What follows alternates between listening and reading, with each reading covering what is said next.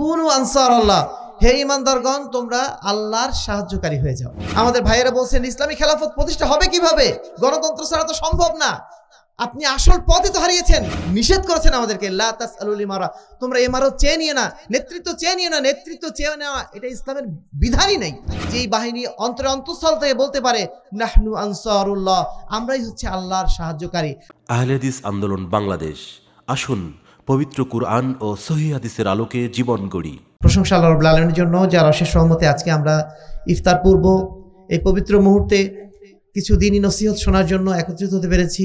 এজন্য আল্লাহ দরবারে আরো একবার শুকরিয়া আদায় করছি, আলহামদুলিল্লাহ।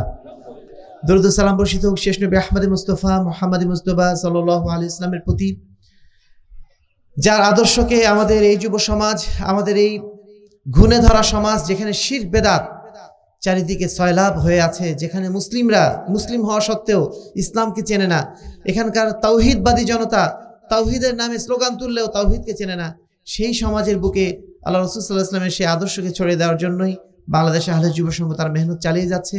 তার উদ্দেশ্যে আমরা সংক্ষেপে দরুদ পাঠ করছি, আল্লাহুম্মা সাল্লি আলাইহি আল্লাহুম্মা বারিক আলাইহি। আজকে মূলত আমরা এসেছি যুব সমাবেশে, যদি অনেক মুরব্বিয়ানে কেরাম এখানে আছেন, তবে যুবকদের উদ্দেশ্যে আমরা কিছু কথা বলতে চাইবো। কারণ বাংলাদেশে আলহামদুলিল্লাহ বর্তমানে যে পরিবেশ তৈরি হয়েছে, এই পরিবেশটা তৈরি করেছে আমাদের যুব সমাজ।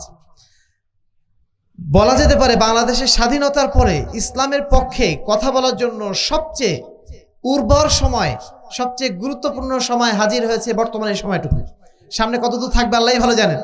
তবে বর্তমান সময়টা কাজে লাগানোর জন্য আমাদেরকে এখনই প্রস্তুতি গ্রহণ করতে হবে। আমাদের যুব সমাজ আলহামদুলিল্লাহ ইতিমধ্যে সেই সুযোগ তারা গ্রহণ করেছেন। তারা আলহামদুলিল্লাহ দাওয়াতি কাজে যথেষ্ট ভূমিকা রাখছেন। আমি বাংলাদেশ আহলে যুব সংঘের কর্মী ভাইদেরকে বিশেষভাবে অনুরোধ করব যে আমরা যে তাওহীদ এবং সুন্নাতের বার্তা সমাজে প্রতিষ্ঠার জন্য এবং শিরক বেদাতকে সমাজ থেকে উৎখাত করার জন্য যে দাওয়াত নিয়ে কাজ করে আসছিলাম, সেই দাওয়াতটা প্রচার এবং প্রতিষ্ঠার সবচেয়ে আদর্শ সময় বর্তমানে আমাদের সামনে উপস্থিত হতে পারে। মানে কি বলবো, আমাদের সামনে অনেক বাধা আমরা চিন্তা করি, কল্পনা করি, কিন্তু চিন্তা করে দেখুন এই সময়টা আমরা যেভাবে হকের পক্ষে কথা বলতে পারছি, এই সময়টাকে আমরা ইতিপূর্বে আগে পেয়েছি? আমরা কিন্তু পাইনি এর আগে। তবে হ্যাঁ, অনেক বাধা আছে, সেই বাধাগুলো তো থাকবেই। নানা ধরনের বাধা রয়েছে, সেই বাধাগুলো বাইরে যত না বাধা, ততটা আমাদের ভিতরের বাধা। আমাদের বাধাগুলোর মধ্যে এমন রয়েছে, আমাদের ধর্মীয় দলগুলো তারা তো রয়েছেনই, তাদের মধ্যে আবার কিছু দল রয়েছেন যারা নতুনভাবে কিছু ফিতনা সৃষ্টি করছেন, কেউ চরমপন্থা নিয়ে বাড়াবাড়ি করছেন। ইতিপূর্বে জঙ্গিবাদের যে বিষয়টা অনেকটা স্তিমিত হয়ে এসেছিল, সেইটা আবার নতুন করে হয়তো বাড়ার একটা সুযোগ এখন গ্রহণ করা কেউ কেউ চেষ্টা করবেন, কারণ মনে করছেন এখন যা খুশি বলা যাবে, এবং যা খুশি বলার নাম করে অনেক এই ধরনের বাতিল মতবাদের যারা অধিকর্তা আছেন তারা এখন আবার মাঠে নামতে পারে। তো যা হোক, যেটাই হোক না কেন, বাংলাদেশ আহলে যুব সংঘ যে কোনো অবস্থার মোকাবেলা করার জন্য সবসময় তারা প্রস্তুত ইনশাআল্লাহ। আমি তাদের প্রতি বিশেষভাবে অনুরোধ করব, আল্লাহ রাব্বুল আলামিনের সেই বার্তাটি আমাদের মন মগজে যেন আমরা ঢুকিয়ে নিই। সূরা সফ, এটা আমাদের সিলেবাসের একটা সূরা, তাই না? সূরা সফের 14 নম্বর আয়াত, সর্বশেষ আয়াত, যেটা আল্লাহ বলছেন ইয়া আইয়ুহাল্লাযীনা আমানু কুনু আনসারাল্লাহ, হে ঈমানদারগণ তোমরা আল্লাহর সাহায্যকারী হয়ে যাও। কামা ক্বালা ঈসা ইবনে মারইয়াম লিল হাওয়ারিয়িন মান আনসার ইলাল্লাহ, যেমন ভাবে ঈসা আলাইহিস সালাম তার যারা সাথী ছিলেন তাদেরকে বলেছিলেন যে তোমরা আমার মানে আল্লাহর সাহায্যকারী হবে কে? তখন যারা হাওয়ারি অর্থাৎ ঈসা আলাইহিস সালামের যারা সহযোগী ছিলেন তারা কি বলেছিলেন? নাহনু আনসারুল্লাহ, আমরাই হচ্ছে আল্লাহর সাহায্যকারী হতে চাই। তারপরে আল্লাহ রাব্বুল আলামিন সেই সাহায্যকারীদের দিয়ে তার দ্বীনের বিজয় ঘোষণা করেছিলেন। তাহলে আমরা যারা দ্বীনের বিজয় কামনা করছি, এদেশের সমাজ ব্যবস্থায় ইসলামকে পরিপূর্ণভাবে প্রতিষ্ঠা দানের জন্য চেষ্টা করে যাচ্ছি, আমাদের প্রথম যেটা সংকল্প হওয়া দরকার, আমরা আল্লাহর সাহায্যকারী হব। বাংলাদেশ আহলে যুব সংঘের কর্মী যারা আছেন, আমাদের পরিচয় হচ্ছে নাহনু আনসারুল্লাহ, আমরা হচ্ছে আল্লাহর সাহায্যকারী। আমরা কি রাজি আছি ইনশাআল্লাহ? যদি আমরা আল্লাহর সাহায্যকারী হতে রাজি হই, তাহলে আমাদের পরবর্তী পথটা আমাদের এখন অনুসন্ধান করতে হবে কিভাবে আমরা আল্লাহর সাহায্যকারী হতে পারি। প্রথম যেটা কর্তব্য, আমাদেরকে দাওয়াতি ময়দানে জোরালোভাবে ঝাঁপিয়ে পড়তে হবে। প্রতিটা ঘরে ঘরে, প্রতিটা বাড়িতে বাড়িতে চলে যেতে হবে। যেভাবে বাতিল মতবাদের অনুসারীরা তারা বাড়িতে বাড়িতে যে আজকে তাদের আকীদা, তাদের মানহাজ প্রচার করে যাচ্ছে, আমরা সহি আকীদা, সহি মানহাজ গ্রহণ করেছি এবং সেটাকে নিয়ে আমরা কিন্তু গর্ববোধ করি। কিন্তু সেই আকীদা মানহাজ শুধুমাত্র নিজের মধ্যে জমা করে যদি রাখি, তাহলে এই সমাজ কিন্তু আলোকিত হবে না। এই সমাজকে যদি আলোকিত করতে হয়, এই সমাজের প্রতিটা বাড়িতে বাড়িতে আমাদের পদচারণা থাকতে হবে। যদি কথা বলতে পারি কথা বলার মাধ্যম দিয়ে, যদি কথা বলতে না পারি আমাদের বইপত্র দিয়ে, যেভাবে সম্ভব সেইভাবে আমাদের দাওয়াতটা সমাজের বুকে পৌঁছে দিতে হবে। আমাদের বসে থাকার একটুও সুযোগ নেই। আমরা বারবার ইসলামী খেলাফতের কথা বলছি, আমাদের ভাইয়েরা বলছেন ইসলামী খেলাফত প্রতিষ্ঠা হবে কিভাবে, গণতন্ত্র ছাড়া তো সম্ভব না। আপনি আসল পথই তো হারিয়েছেন।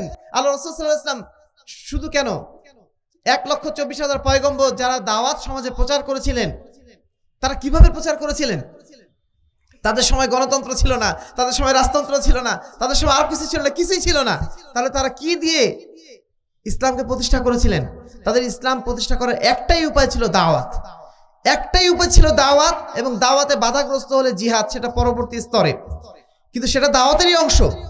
ইসলামের যে জিহাদ, এটা মূলত মারামারি কাটাকাটি করার জন্য না, শত্রুকে আক্রমণ করার জন্য না। ইসলামের জিহাদটাও মূলত দাওয়াতকে প্রচারের জন্যই, দাওয়াতটা সমাজের বুকে প্রতিষ্ঠা করার জন্যই মূলত জিহাদ। যেটা বলছিলাম যে আমাদেরকে দাওয়াতের মাধ্যম দিয়েই সমাজ পরিবর্তন করতে হবে। এই কথা আপনি আমি বলতে পারি না যে গণতান্ত্রিক ভাবে যদি আমরা পার্লামেন্টে না যাই তাহলে ইসলাম কিভাবে প্রতিষ্ঠা করব। এই কথাটা একেবারে একটা অবান্তর কথা। আপনি একটু চিন্তা করে দেখুন, আমাদের নবী মুহাম্মদ রাসূলুল্লাহ সাল্লাল্লাহু আলাইহি ওয়াসাল্লাম আজকে যদি দুনিয়ায় থাকতেন আমাদের জায়গাতে, তিনি কি করতেন? প্রচলিত রাজনীতির সাথে আপোষ করে, প্রচলিত গণতন্ত্রের সাথে আপোষ করে তিনি নিজে একজন ক্যান্ডিডেট হয়ে পার্লামেন্টে যে ইসলাম প্রতিষ্ঠা করার জন্য চেষ্টা করতেন। আপনাদের কল্পনা কি বলে? একটু কল্পনা করুন, আল্লাহ রসুল এই যুগে এসে কি করতেন? আল্লাহ রসুল সেই কাজটাই করতেন যেই কাজটা তিনি মাক্কি জীবনে করেছিলেন। দাওয়াতের মাধ্যম দিয়ে সমাজ পরিবর্তন করার চেষ্টা করেছিলেন। মানুষের দুয়ারে দুয়ারে গেছেন, তাদের লাঠি পেটা খেয়েছেন, তাদের কাছে বাধাগ্রস্ত হয়েছেন। একসময় সমাজ যখন পরিবর্তন হয়ে গেছে, সমাজ যখন প্রস্তুত হয়ে গেছে, তখন তিনি অটোমেটিক্যালি সমাজের দায়িত্বশীল বনে গেছেন।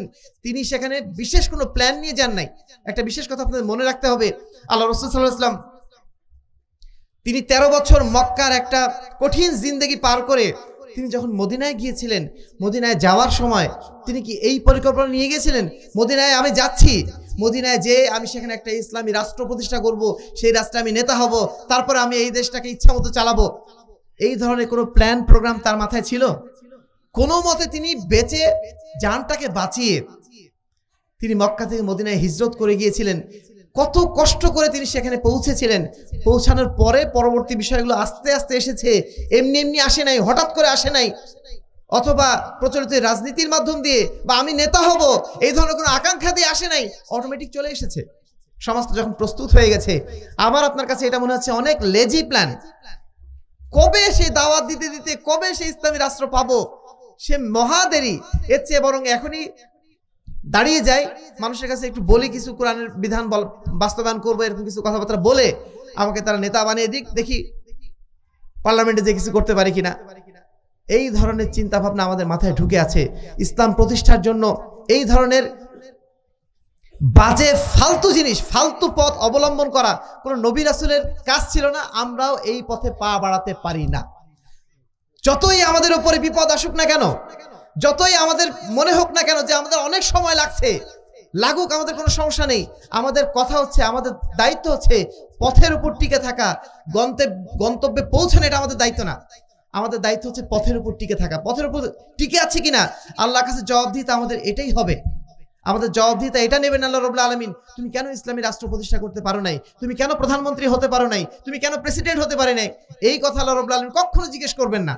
আল্লাহ রাব্বুল আলামিন বলবেন, তুমি তোমার ইকামতে দ্বীনের দায়িত্ব পালন করতে পেরেছো কিনা, তুমি তোমার পরিবারের দ্বীনকে বাস্তবায়ন করতে পেরেছো কিনা, তোমার সমাজে দ্বীনকে বাস্তবায়ন করার জন্য তুমি কতটুকু চেষ্টা করেছো, এইটা আল্লাহ রাব্বুল আলামিন দেখবেন। কোন অন্যায় অনৈতিক পথ ধরে আমি যাব, এই জন্য আল্লাহ রাব্বুল আলামিন কি বলবো, এই জন্য আল্লাহ রাব্বুল আলামিন আমাদের সৃষ্টিও করেন নাই, সেই পথে আমাকে আল্লাহ রাব্বুল আলামিন জবাবদিহিতাও নেবেন না। সম্মানিত উপস্থিতি, তাহলে আমাদের প্রথম যেটা কর্তব্য, আমাদের দাওয়াতি কাজকে বৃদ্ধি করতে হবে যথাসম্ভব। উদউ ইলা সাবিলি রাব্বিকা বিল হিকমাতি ওয়াল মাউইযাতিল হাসানা, তোমরা আল্লাহর পথে মানুষকে আহ্বান করো, তুমি আল্লাহর পথে মানুষকে আহ্বান করো। বিল হিকমাতি ওয়াল মাউইযাতিল হাসানা, মানুষকে হিকমতের সাথে, কৌশলের সাথে, মানুষকে সদ উপদেশের মাধ্যম দিয়ে মানুষের কাছে দাওয়াত পৌঁছে দাও। ওয়াজাদিলহুম বিল্লাতি হি আহসান, মানুষের সাথে যদি বিতর্ক করা লাগে বিতর্ক করো সর্বোত্তম পন্থায়। দাওয়াতের কতগুলো পন্থা বলে দিয়েছেন আল্লাহ রাব্বুল আলামিন। কোথাও আল্লাহ রাব্বুল আলামিন বলেন নাই রাজনীতির মাধ্যম দিয়ে, মানে রাষ্ট্র ক্ষমতায় যে শাসন ক্ষমতায় যে তুমি ইসলাম প্রতিষ্ঠা করো, এই কথা পবিত্র কোরআনে কোনো জায়গায় বলা নেই। আল্লাহ রাসূল সাল্লাল্লাহু আলাইহি ওয়াসাল্লাম কখনোই বলেনি, বরং আল্লাহ রাসূল বারবার নিষেধ করেছেন আমাদেরকে, লা তাসআলুল ইমারা, তোমরা ইমারত চেয়ে নিও না, নেতৃত্ব চেয়ে নিও না। নেতৃত্ব চেয়ে নেওয়া এটা ইসলামের বিধানই নেই। আপনি যে আজকে নেতৃত্ব চেয়ে নিচ্ছেন মানুষের কাছ থেকে, এই নেতৃত্ব চেয়ে নেওয়া ইসলামের বিধানেই নেই। মনে করতে পারেন এরা খুব ব্যাকডেটেড কথাবার্তা বলছে, এই কথাবার্তা এই সমস্ত এই যুগে এখন আর চলে না। আপনি যতই বলি না কেন, আমি মানুষের কাছে ব্যাকডেটেড হলে হতে পারি, আল্লাহর কাছে আমি ব্যাকডেটেড হতে চাই না। আল্লাহর কাছে আমি চাই সেই নবীওয়ালা দাওয়াত নিয়ে উপস্থিত হতে, যেই নবীওয়ালা দাওয়াত নিয়ে 1,24,000 পয়গম্বর গেছেন, সালাফে সালেহিন গেছেন, প্রত্যেক যুগের হকপন্থী ওলামায়ে কেরাম গেছেন। আমরা সেই পথ ধারণ করেই যেতে চাই, সেই পথের মাধ্যম দিয়ে আমরা মুক্তি খুঁজতে চাই। সম্মানিত উপস্থিতি, আমরা এই দাওয়াত পৌঁছে দেওয়ার জন্য বাংলাদেশ আহলে যুব সংঘের নানা ধরনের পদ্ধতি আছে। সেই পদ্ধতিগুলো আমরা বাস্তবায়ন করার জন্য সাধ্যমতো চেষ্টা করব। মসজিদ ভিত্তিক তালিম, তারপরে এই ধরনের মাহফিল, প্রশিক্ষণের আয়োজন, বিভিন্ন বইপত্র প্রকাশ করা, বইপত্র ছড়িয়ে দেওয়া, লিফলেটের মাধ্যম দিয়ে যেইভাবে হোক, যেই পন্থায় হোক মানুষের কাছে দাওয়াত পৌঁছে দেওয়ার জন্য সমস্ত পথ আপনি অবলম্বন করতে পারেন। এখন ফেসবুকের যুগ, মিডিয়ার যুগ, ইউটিউবের যুগ, যেই জায়গায় আপনার সুযোগ আছে সেই জায়গাতে আপনি ইসলামের বিশুদ্ধ দাওয়াতটা পৌঁছে দেওয়ার জন্য সাধ্যমতো চেষ্টা করবেন। তবে বিশেষ করে আপনাদেরকে বলবো, আমাদের যারা শিক্ষিত তরুণ ভাইরা আছেন তাদের কাছে আপনারা একটু এখন যাওয়ার চেষ্টা করুন। কারণ শিক্ষিত তরুণ ভাইরা আলহামদুলিল্লাহ এখন অনেক সচেতন। আগের মতো তারা আপনি যা গেলাবেন তাই গেলবে না, তারা সত্য জিনিসটা জানার চেষ্টা করছে, বোঝার চেষ্টা করছে। আর এ কারণে আলহামদুলিল্লাহ জেনারেল শিক্ষিতদের মুখ থেকে এখন আমরা শুনছি, তারা বলছে যে না 3 দিন পরে যে খানা খাওয়ার, মৃত্যুর পরে 3 দিন পরে খানা খাওয়ার অনুষ্ঠান, 7 দিন পরে খানা খাওয়ার অনুষ্ঠান, 40 দিন পরে খানা খাওয়ার অনুষ্ঠান, এইগুলো ইসলামে নাই। এই কথা শুনছি কার কাছ থেকে? ওই সমন্বয়কের কাছ থেকে, যে জীবনে কোনোদিন মাদ্রাসা বারান্দায় পা দেয়নি। আমাদের এখন এত ওলামায়ে কেরামের অপেক্ষা করা দরকার নেই। আজকে আমাদের সমাজে যারা ওলামায়ে কেরাম হিসেবে আছেন তারা তাদের দায়িত্ব পালনে ব্যর্থ হয়েছেন। তাদের মুখ থেকে এই সত্য বার্তার উচ্চারণ করার সাহস নেই, যেই সাহসটা আছে আলহামদুলিল্লাহ আমাদের জেনারেল শিক্ষিত তরুণদের কাছে। এই ভাইদের কাছে আমাদের যাওয়া দরকার, এদের কাছে ইসলামের সঠিক মেসেজটা পৌঁছানো দরকার। আপনি একদিন 1 ঘন্টা বসেন, দেখবেন তার মধ্যে একটা পরিবর্তন অবশ্যই আসবে। আমরা অনেক সময় ভয়ে যাই না, অনেক সময় মনে করি যে এই ছেলের কাছে দাওয়াত দিয়ে লাভ হবে না, এর চুলটার এই অবস্থা, এর দাড়ি নেই, এর এই কিছু নেই, সেই কিছু নেই, এরকম চিন্তা করে অনেক সময় আমরা যাই না। কিন্তু দেখেন, আল্লাহর কসম করে বলছি, এদের সাথে যদি আপনি আধা ঘন্টা সময় কাটান, দেখবেন এদের মধ্যে খুব দ্রুত একটা পরিবর্তন আসছে। যেই পরিবর্তন আপনি একজন আলেমকে পরিবর্তন যেটা পারবেন না, সেটা তাদের মধ্যে পাবেন ইনশাআল্লাহ। 2 নম্বর কথা হচ্ছে, এই আমাদের 4 দফা কর্মসূচির প্রথম কর্মসূচি কি? তাবলীগ, তাই না? 2 নম্বর কি? তানজিম। আমরা শুধুমাত্র দাওয়াত দিয়েই ক্ষান্ত হতে চাই না। যারা এই দাওয়াত প্রচারের উপযুক্ত, দাওয়াতকে গ্রহণ করেছেন, যারা দাওয়াতকে সমাজের বুকে যারা প্রচারের উপযুক্ত, তাদেরকে আমরা সংগঠিত করতে চাই, সংঘবদ্ধ করতে চাই। এই জায়গাতে আমাদের অনেক দিনী ভাইদের আপত্তি যে আপনারা শুধু দাওয়াত দিয়ে চলে যাবেন, আমাদেরকে সংঘবদ্ধ করার চেষ্টা করছেন, জামাতবদ্ধ করার চেষ্টা করছেন। এসব করে আপনারা আমাদেরকে দলীয় বানিয়ে ফেলছেন, সংকীর্ণ বানিয়ে ফেলছেন, একটা গণ্ডির মধ্যে ঢুকিয়ে ফেলছেন। এই কথা বলে আমাদের বহু তরুণকে আমরা আমাদের এই সমাজ সংস্কারের মিশনে খুঁজে পাচ্ছি না। নাহনু আনসারুল্লাহ হওয়ার এই মিশনে আমরা আমাদের তরুণ ভাইদের খুঁজে পাচ্ছি না, দিনদার ভাইদের খুঁজে পাচ্ছি না। তারা দাওয়াত নিতে চান, নেওয়া পর্যন্তই তারা শেষ, কিন্তু সংঘবদ্ধ তারা হতে চাচ্ছেন না। অথচ আল্লাহ রাসূল সাল্লাল্লাহু আলাইহি ওয়াসাল্লাম যে বিধান আমাদের কাছে রেখে গেছেন, সেই বিধান আমাদের বিচ্ছিন্ন থাকার অনুমতি দেয় না। সেই বিধান আমাদেরকে বিচ্ছিন্ন থাকার অনুমতি দিচ্ছেন না। আল্লাহ রাসূল সাল্লাল্লাহু আলাইহি ওয়াসাল্লাম আমাদেরকে বারবার হুঁশিয়ার করে দিয়েছেন, আলাইকুম বিল জামাত, তোমাদেরকে অবশ্যই সংঘবদ্ধ থাকতে হবে, অবশ্যই তোমাদের জামাতবদ্ধ থাকতে হবে। ওয়া ইয়াকুমুল ফুরকা, এবং তোমাদেরকে বিচ্ছিন্ন হওয়া থেকে নিষেধ করা হচ্ছে। তোমরা বিচ্ছিন্ন থেকো না, ফাইনা শাইতান মাল ওয়াহিদ, কেননা শয়তান বিচ্ছিন্ন লোকের সাথে ঘুরে বেড়ায়। বিচ্ছিন্ন লোককে পথভ্রষ্ট করা অনেক সহজ, জামাতবদ্ধ লোককে পথভ্রষ্ট করা এত সহজ কাজ না। কিন্তু যারা বিচ্ছিন্ন লোক, তাদেরকে সহজেই পথভ্রষ্ট করা যায়। আর এই কারণে ইসলাম বারবার আমাদের সংঘবদ্ধ হতে বলেছে, যে জিনিসটা আজকে আমরা একেবারে অবহেলার চোখে দেখছি। শুধু অবহেলা না, ঘৃণার চোখে এখন দেখা শুরু করেছে। আল্লাহ রাসূল সাল্লাল্লাহু আলাইহি ওয়াসাল্লাম সাহাবী হুযায়ফা ইবনে ইয়ামানকে যখন তিনি জিজ্ঞাসা করেছিলেন, হে আল্লাহর রাসূল, শেষ জামানায় যখন এমন এক পরিস্থিতি হবে, এমন মানুষ পাওয়া যাবে যে মানুষরা আমাদের ভাষাতেই কথা বলছে, আমাদের মতোই চেহারা, আমাদের মতোই জুব্বা পরে আছে, আমাদের মতোই দাড়ি, আমাদের মতোই আলখেল্লা, কিন্তু এই লোকগুলো যা কথা বলছে সেগুলো সব সুন্নাতের খেলাফ। যে যা কথা বলছে আল্লাহ রাসূল সাল্লাল্লাহু আলাইহি ওয়াসাল্লাম যা বলেনি সেই কথাগুলো বলছে। এমত অবস্থায় যখন আমরা পড়বো তখন আমরা ফিতনা থেকে বাঁচার জন্য কি করব? আল্লাহ রাসূল সাল্লাল্লাহু আলাইহি ওয়াসাল্লাম বলছেন তালজাম জামাআতাল মুসলিমিন ওয়া ইমামাহুম। এমত অবস্থায় তোমরা মুসলমানদের যে জামাত, সেই জামাতের সাথে তোমরা ঐক্যবদ্ধ হওয়ার চেষ্টা করো। কোন জামাত? এই জামাত মানে কি? যেই সমস্ত জামাত বেদাতের সাথে যুক্ত, শিরকের সাথে যুক্ত সেই জামাত, নাকি যেই জামাত তাওহীদ এবং সুন্নাতের সাথে যুক্ত আছে? আমরা সেই তাওহীদ এবং সুন্নাতের জামাতের দিকে আপনাদেরকে আহ্বান করছি, সেই জায়গাতে আপনাদের সংঘবদ্ধ করতে চাচ্ছি, যেন আমরা দিনদার মানুষরা ঐক্যবদ্ধ এক জায়গায় থাকি এবং এক জায়গায় থাকার মাধ্যম দিয়ে সমাজে একটা ফলপ্রসূ পরিবর্তন যেন আমরা আনতে পারি। আমরা তথাকথিত ঐক্যে বিশ্বাসী নই, যেই ঐক্য এমন মানুষকে আহ্বান করে একই সাথে সাপ, একই সাথে বিড়াল, একই সাথে ব্যাঙ সবাইকে একত্রিত করার এই ঐক্যে আমরা বিশ্বাসী নই। আমরা সেই ঐক্যে বিশ্বাসী যেই ঐক্য আমাদেরকে জান্নাত পর্যন্ত নিয়ে যাবে। আমরা জান্নাতে যে কাদের সাথে থাকতে চাই? বেদাতির সাথে। বেদাতিরা কি জান্নাতে যাবে? মুশরিক যারা জান্নাতে যাবে? মুশরিক বেদাতি যারা জান্নাতের পথের পথিক নয়, তাদের সাথে আমরা থাকতে চাই না। আমরা তাদের সাথে ঐক্যবদ্ধ থাকতে চাই, তাদের সাথে আমরা সোহবত পেতে চাই, যারা আমাদের জান্নাতের পথের পথিক হবে। জান্নাতে আমরা যাদের সাথে একসাথে থাকতে পারবো, যাদের বিষয়ে আমি দুনিয়াতেই সন্দিহান যে তারা আসলে জান্নাতের পথের পথিক কিনা, তাদেরকে এত আপনার গলায় গলায় মিল হওয়ার আমার দরকার নেই। গলায় গলায় মিল তাদের সাথে হওয়ার চেষ্টা করেন, যারা কাল কিয়ামতের ময়দানে আপনার সহযোগী হবে, আপনার সাথে যারা থাকতে পারবে, এইরকম মানুষদের আপনি আমি যেন সহযোগী হওয়ার চেষ্টা করি। সমাজে উপস্থিতি প্রত্যেকটা জেলায়, প্রত্যেকটা উপজেলায়, গ্রামে গ্রামে সংগঠনের শাখাগুলো করার চেষ্টা করুন। আমাদের ভাইদেরকে ঐক্যবদ্ধ করার চেষ্টা করুন, তাদেরকে নিয়মিতভাবে সাংগঠনিক কার্যক্রমের সাথে যুক্ত করুন।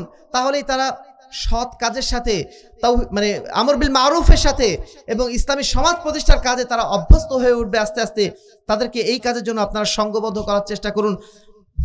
3 নম্বর যেটা আমাদের কাজ, সেটা কি? তাবলীগ তানজিম, তারপর কি? তারবিয়াত, প্রশিক্ষণ দেওয়া। শুধুমাত্র আমরা সংঘবদ্ধ করেই শেষ করতে চাই না, আমরা আমাদের ভাইদের নিয়মিত প্রশিক্ষণ দিতে চাই। আমরা তাদেরকে প্রশিক্ষিত করতে চাই। তাদেরকে আমাদের যে সিলেবাসের বইগুলো রয়েছে সেগুলো পড়ানোর মাধ্যম দিয়ে, মানোন্নয়ন পরীক্ষা দেওয়ানোর মাধ্যম দিয়ে, তাদেরকে বিভিন্ন সাংগঠনিক প্রশিক্ষণ দেওয়ার মাধ্যম দিয়ে, সাংগঠনিক বিভিন্ন দায়িত্ব দেওয়ার মাধ্যম দিয়ে তাদেরকে আগামী সমাজকে নেতৃত্ব দেওয়ার জন্য আমরা প্রস্তুত করতে চাই। যদি এই দেশে ইসলামী রাষ্ট্র প্রতিষ্ঠা হয়, ইসলামী সমাজ প্রতিষ্ঠা হয়, এই ইসলামী সমাজ রাষ্ট্র পরিচালনার জন্য আমাদেরকে তো আসতে হবে, নাকি? কে আসবে? তো সেই দায়িত্ব পালন করার জন্য আমাদেরকে উপযুক্ত হতে হবে না? প্রশিক্ষণ নিতে হবে না? নেতৃত্ব দেওয়ার জন্য আমাদেরকে বিভিন্ন ধরনের যে কার্যক্রমগুলো রয়েছে সেগুলোর সাথে অংশগ্রহণ করতে হবে না? সেজন্য আমরা চাই আপনাদেরকে প্রশিক্ষিত করতে, শুধুমাত্র ঐক্যবদ্ধ নয়, ঐক্যবদ্ধ করে আপনাদেরকে প্রশিক্ষিত করাটা এটা আমরা আমাদের দায়িত্ব মনে করি। যারা ঐক্যবদ্ধ থাকতে চান তাদেরকে আমরা প্রশিক্ষিত করতে চাই। প্রশিক্ষণের একটা গুরুত্বপূর্ণ অংশ হচ্ছে ঐক্যবদ্ধ থাকার চেতনা। আমরা অনেকে সংগঠনে আছি কিন্তু সংঘবদ্ধ কিভাবে থাকতে হয় এটা বুঝতে পারি না। কারো একজনের সাথে একটু মনোমালিন্য হয়ে গেছে, ব্যাস আমি আর সংগঠন করবো না, আমি আর তোমার সাথে নাই। এইরকম ছোট মানুষই কাজ, ছেলে মানুষই কাজ আমরা করে বসি। সমাজে চলতে গেলে আমাদেরকে নানা ধরনের মানুষের সাথে আমাদেরকে মেলামেশা করতে হয়, নানা চরিত্রের মানুষের সাথে আমাদের থাকতে হয়। এখানে আমাদের মান অভিমান দেখানোর মতো এরকম সুযোগ থাকে না। আপনি স্বামী স্ত্রীর মধ্যে কি সবসময় সুসম্পর্ক থাকে? অনেক সময় পরস্পর গন্ডগোল হয়ে যায় না? সেই সময় আপনি কি করি? যারা প্রকৃত অর্থে প্রজ্ঞাবান ব্যক্তি, তারা চেষ্টা করেন একটা মিউচুয়াল করার জন্য, পরস্পর আবার সমঝোতা করে নেওয়ার জন্য। যা কিছু ভুল হয়ে গেছে আবার ঠিকঠাক করে নিয়ে আমরা আবার একসাথে চলতে চাই, তাই না? কেন চলতে চাই? কারণ একটা সমাজকে সুন্দর করতে গেলে, একটা পরিবারকে সুন্দর করতে গেলে স্বামী স্ত্রীর পারস্পরিক বোঝাপড়া প্রয়োজন। ঠিক তেমনই আপনি যখন সংগঠনে আছেন, পারস্পরিক যদি কখনো মনোমালিন্য হয়েও যায়, পরস্পরের কোনো দ্বিধাদ্বন্দ্ব কখনো হয়েও যায়, কিন্তু আমরা চাইবো কি? যেভাবে হোক সেটাকে মিউচুয়াল করে পারস্পরিক সমঝোতার মাধ্যম দিয়ে আবার এক থাকার চেষ্টা করা, সম্পর্কটাকে গুরুত্ব দেওয়ার চেষ্টা করা, এটাকেই বলা হয় ঐক্যবদ্ধ হওয়ার চেতনা। আল্লাহ রাব্বুল আলামিন সূরা আলে ইমরানে 103 নম্বর আয়াতে বলছেন, ওয়াশাবিরহুম ফিল আমরি, তোমরা যাদের সাথে চলাফেরা করছো তাদের সাথে পরামর্শ করে কাজ করো। কেন এই কথা বলছেন? কারণ পরামর্শ যখন আমি করছি আমার ভাইয়ের সাথে, তখন সে বুঝছে আমি তাকে গুরুত্ব দিচ্ছি। সে তখন যখন একটা পরামর্শ দিচ্ছে, আমি যখন গ্রহণ করছি, পারস্পরিক সমঝোতা বৃদ্ধি পাচ্ছে, পারস্পরিক দূরত্বগুলো কমে আসছে। এইভাবেই তো সমাজে একটা বন্ডিং তৈরি হয়, সমাজে পারস্পরিক বোঝাপড়া তৈরি হয়। আর এই বোঝাপড়াগুলো থেকেই তৈরি হয় একটা শক্তি। সম্মানিত উপস্থিতি, আল্লাহ বলছেন ওয়াতাসিমু বিহাবলিল্লাহি জামিআ, পরে আয়াতে বলছেন যে তোমরা আল্লাহর রজ্জুকে সবাই মিলে আঁকড়ে ধরা থাকার চেষ্টা করো। সংঘবদ্ধ থাকার এই চেতনাটাও আমাদের সাংগঠনিক প্রশিক্ষণের একটা গুরুত্বপূর্ণ অংশ। এই প্রশিক্ষণে যারা অংশগ্রহণ করেন তারাই বোঝেন আমাদের সাংগঠনিকভাবে কিভাবে ঐক্যবদ্ধ থাকতে হবে। যারা থাকেন না তারা বোঝেন না, তারা মনে করেন একটা কিছু হয়ে গেলে আলাদা হয়ে গেলেন, যেটা আমাদের অনেক ভাইয়ের ক্ষেত্রে ঘটেছে। কিছু একটা হয়েছে, ব্যাস চলে গেছেন। সবসময় সবকিছু আপনার মন মতো হবে না, এটাই স্বাভাবিক, কারণ আমরা মানুষের সমাজে বসবাস করি, আমরা ফেরেশতার সমাজে বসবাস করি না। সবাই এখানে শতভাগ আমার আপনার চিন্তাধারার মতো হবে এরকম হবে না। সময় উপস্থিতি, মোট 4টি বিষয় আমরা বলেছি।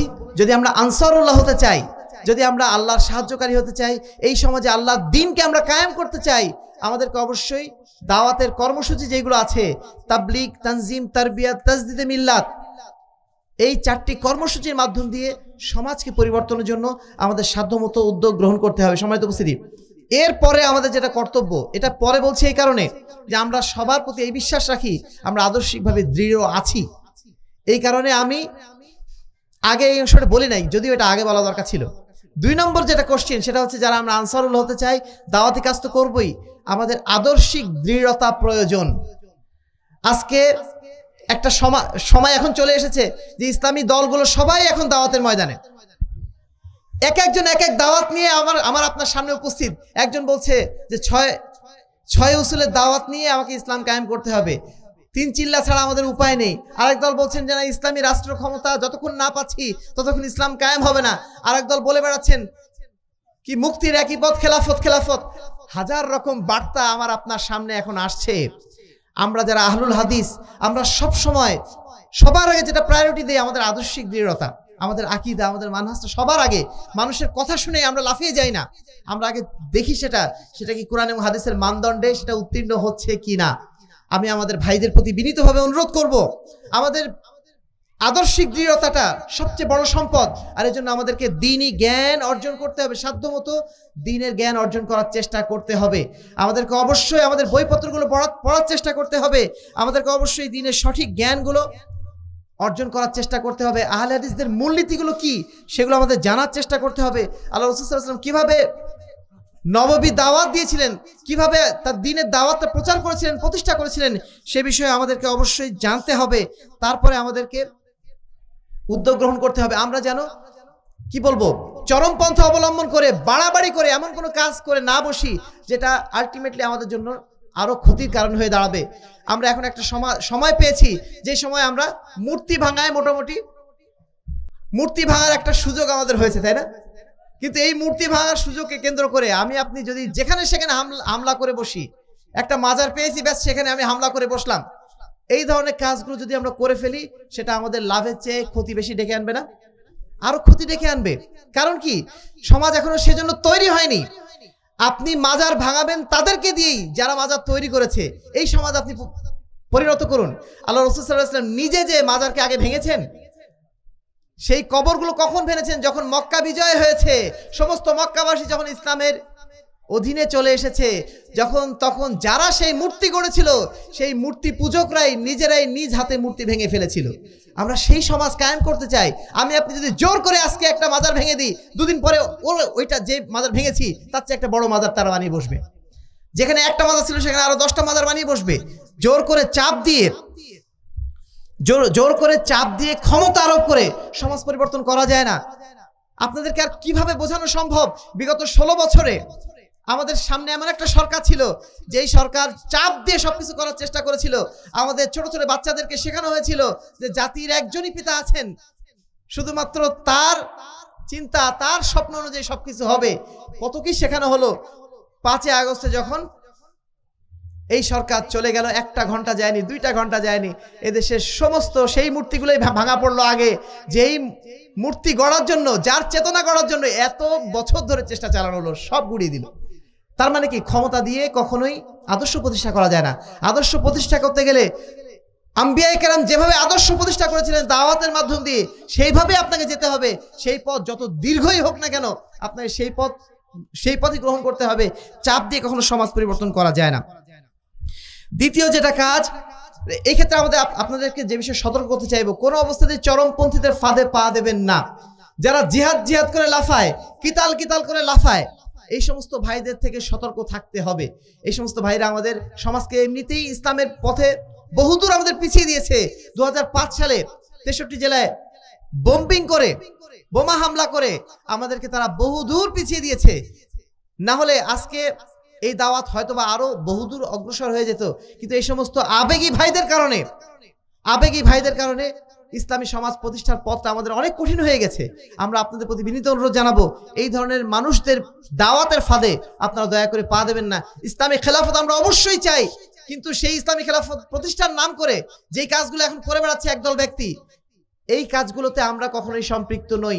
আমাদের পথ একটাই, আমাদের পথ 100 বছর আগেও যা ছিল, আল্লাহ রসুলের যুগেও যা ছিল, সাহাবায়ে কেরামের যুগেও যা ছিল, আজকেও তাই থাকবে, কিয়ামত পর্যন্ত তাই থাকবে। আমরা নতুন কোনো পন্থার পথে হাঁটতে চাই না। আমাদের পন্থা একটাই, মুক্তির একই পথ, দাওয়াত ও জিহাদ। আমরা বলে দিয়েছি, এই পথের বাইরে আমরা কখনোই যাইনি, কখনো আমরা যাবো না। সম্মানিত উপস্থিতি, সেই সাথে আমাদেরকে আরেক দিকে খেয়াল রাখতে হবে, এই যে গণতান্ত্রিক ইসলাম, গণতন্ত্রের মাধ্যম দিয়ে ইসলাম প্রতিষ্ঠা করার যে আরেক নতুন ফাঁদ, এই ফাঁদে আহলে হাদিসরা আমরা কখনোই পা দিতে পারি না। কারণ কোনো অবস্থাতেই বাতিলের সাথে আপোষ করতে হবে, শিরকের সাথে আপোষ করতে হবে, বেদাতের সাথে আপোষ করতে হবে। এটা আল্লাহ রাসূল সাল্লাল্লাহু আলাইহি ওয়াসাল্লাম আমাদেরকে কখনোই শেখান নাই, আমাদের সাহাবায়ে কেরাম কখনো শেখান নাই, আমাদের ওলামায়ে হক তারা কখনো আমাদের শেখান নাই। বরং তারা একটি সুন্নাত পালন করার জন্য ফাঁসির কাস্টে ঝোলাটাই আমাদের শিখিয়েছেন। কোনো অবস্থাতে যেন আমরা শিরকের সাথে, বেদাতের সাথে যেন আমরা আপোষ না করি। সর্বশেষ কথা হচ্ছে, আমাদেরকে আত্মশুদ্ধি অর্জন করতে হবে। যদি আদর্শিক দৃঢ়তা ধরে রাখতে চাই, আমাদের আত্মশুদ্ধি হাসিল করতে হবে। আত্মশুদ্ধি মানে তাকওয়া হাসিল করা, আত্মশুদ্ধি মানে তাজকিয়া নফস হাসিল করা। এই তাজকিয়া নফস এবং তাকওয়ার প্রশিক্ষণের মাস হচ্ছে এই রমজান মুবারক মাস। এই মাস এনেছে আমাদেরকে তাকওয়ার প্রশিক্ষণ দেওয়ার জন্য। প্রতিটা মুহূর্তে যেমন আমরা খানাপিনা করছি না আল্লাহর ভয়ে, ঠিক তেমনই আমরা যাবতীয় হারামকে ত্যাগ করবো আল্লাহর ভয়ে, আমরা যাবতীয় অন্যায় পথকে ত্যাগ করবো আল্লাহর ভয়ে, আমরা যাবতীয় বিজাতীয় সংস্কৃতির অনুসরণ থেকে নিজেকে পরহেজ করব শুধুমাত্র আল্লাহর ভয়ে। গতকালকে আমরা যখন গাইবান্ধার কোথায় যেন ছিলাম, সেখানে আমরা এই কথাই বলেছিলাম, যখন আমরা তাকওয়ার শিক্ষার কথা বলছি, রমজান মানেই তাকওয়ার শিক্ষা। এই তাকওয়ার শিক্ষার এই সময়ে আমরা যেন নিজেদের অন্তরে এটাও ধারণ করে নেই যে কোনো অবস্থাতে যেন আমরা শিরক না করি। আল্লাহর ভয়ে যদি আমরা খানাপিনা ত্যাগ করতে পারি, আল্লাহর ভয়ে আমরা শিরক বেদাতও ত্যাগ করতে পারবো, তাই না? এই দাওয়াতটা আমরা সমাজের বুকে যেন পৌঁছে দেওয়ার চেষ্টা করি, এবং কোনো অবস্থাতে যেন আমাদের মধ্যে কোনো বাজে অনৈতিকতা, অশালীনতা এগুলো যেন আমাদের ভিতরে প্রবেশ না করে। অর্থনৈতিকভাবে কোনো ধরনের মাল এবং মর্যাদার লোভ যেন আমাদের মধ্যে প্রবেশ না করে। আমাদের কর্মীদের মধ্যে বিশেষ করে আমরা বলবো, কোনো অবস্থাতে একজন বাংলাদেশ আহলে যুব সংঘের কর্মী, তার মধ্যে অর্থের লোভ প্রবেশ করতে পারে না। কোনো অবস্থায় তার মধ্যে ক্ষমতা বা পদের লোভ প্রবেশ করতে পারে না। যদি প্রবেশ করে, তিনি বাংলাদেশ আহলে যুব সংঘের কর্মী হওয়ার যোগ্যতাই রাখেন না। মাল ও মর্যাদার লোভ, এটা আমাদের আধুনিক যুগে আমাদের কর্মীদের নষ্ট হওয়ার সবচেয়ে বড় মাধ্যম। আমি আপনাদের বিনীত অনুরোধ করব, কোনো অবস্থাতে অর্থের লোভ, কোনো অবস্থাতে ক্ষমতার লোভ, দলীয় পদের লোভ, এটা আমাদের মধ্যে যেন যদি কারো থেকে থাকে, আজকের দিনে আপনি একেবারে ডিলিট করে দেন আপনার অন্তর থেকে সেটা। আল্লাহর ভয়ে যদি আপনি আপনার খানাপিনা ত্যাগ করতে পারেন, আল্লাহর ভয়ে আপনি মাল মর্যাদার লোভ ইশারা ত্যাগ করতে পারবেন, যদি আপনি প্রকৃত অর্থে কর্মী হয়ে থাকেন। সর্বশেষ কথা হচ্ছে, এই বাংলাদেশ আহলে যুব সংঘ এদেশের বুকে এমন একটা যুব সমাজ তৈরি করতে চায়, এমন একটা তরুণ প্রজন্ম গড়ে তুলতে চায়, এমন একটা প্রজন্ম গড়ে তুলতে চায় যারা তাওহীদ এবং সুন্নাতের দীক্ষায় দীক্ষিত হবে, যারা যারা শিরক এবং বেদাতের বিরুদ্ধে রুদ্ধ কঠোর অবস্থান নিতে পারবে, জিহাদি অবস্থান নিতে পারবে, জীবনের শেষ রক্তবিন্দু দিয়ে তারা শিরক এবং বেদাতের বিরুদ্ধে জিহাদ করবে। এমন একদল তরুণ কর্মী, এমন একদল যুবক কর্মী বাহিনী আমরা গড়ে তুলতে চাই। সেই কর্মী বাহিনী এবং সেই যুব বাহিনী এবং সেই আনসারুল্লাহদের মধ্যে অন্তর্ভুক্ত হওয়ার জন্য আমি আমাদের যুব সমাজ, আজকে যারা যুব ভাইরা এখানে এসেছেন, তাদের প্রতি বিনীত অনুরোধ করব, একটা সমাজ পরিবর্তন করার জন্য, একটা জেলা পরিবর্তন করার জন্য, একটা উপজেলা পরিবর্তন করার জন্য হাজার মানুষের প্রয়োজন হয় না। একজন, দুইজন, তিনজন সলিড মানুষ, যার মধ্যে তাকওয়া আছে, যার মধ্যে পরেজগারি আছে, যার মধ্যে ইখলাস আছে, যার মধ্যে ইস্তেকামাত আছে, যার মধ্যে দ্বীনের সঠিক বুঝ আছে, তার মাধ্যম দিয়ে পুরো একটা জেলা হেদায়েত হওয়া সম্ভব ইনশাআল্লাহ। এজন্য আমাদের প্রত্যেককে প্রস্তুতি গ্রহণ করতে হবে। আমরা প্রত্যেকেই আগামী দিনের রাহবার, আমরা প্রত্যেকেই আগামী দিনের যুগ সচেতন নকিব হতে চাই।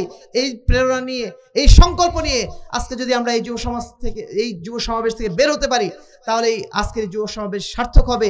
এখান থেকে অন্তত যদি 5টা যুবকও তৈরি হয়ে যায়, ইনশাআল্লাহ আমাদের খুব বেশি মানুষ আর প্রয়োজন হবে না। যারা ইখলাসের সাথে ইস্তেকামাতের সাথে এই সমাজটা ইনশাআল্লাহ পরিবর্তনে তারা জোরালো ভূমিকা রাখতে পারবে। আল্লাহ রাব্বুল আলামিন আমাদের সকলকে সেই বাহিনীর অন্তর্ভুক্ত হওয়ার তৌফিক দান করুন, যেই বাহিনী অন্তঃস্থল থেকে বলতে পারে নাহনু আনসারুল্লাহ, আমরাই হচ্ছে আল্লাহর সাহায্যকারী। আমরা কি প্রত্যেকে আল্লাহর সাহায্যকারী হতে চাই ইনশাআল্লাহ? আল্লাহ রাব্বুল আলামিন আমাদের সকলকে আনসারুল্লাহ হিসাবে, আল্লাহ রাব্বুল আলামিনের সাহায্যকারী হিসাবে, আল্লাহ রাব্বুল আলামিনের দ্বীনের প্রতিষ্ঠাকারী হিসাবে যেন কবুল করে নেন, এবং এর মাধ্যম দিয়ে কাল কিয়ামতের ময়দানে আল্লাহ রাব্বুল আলামিন আমাদের সকলকে যেন জান্নাতুল ফিরদাউসের অধিকারী হওয়ার তৌফিক দান করেন। আল্লাহুম্মা আমিন।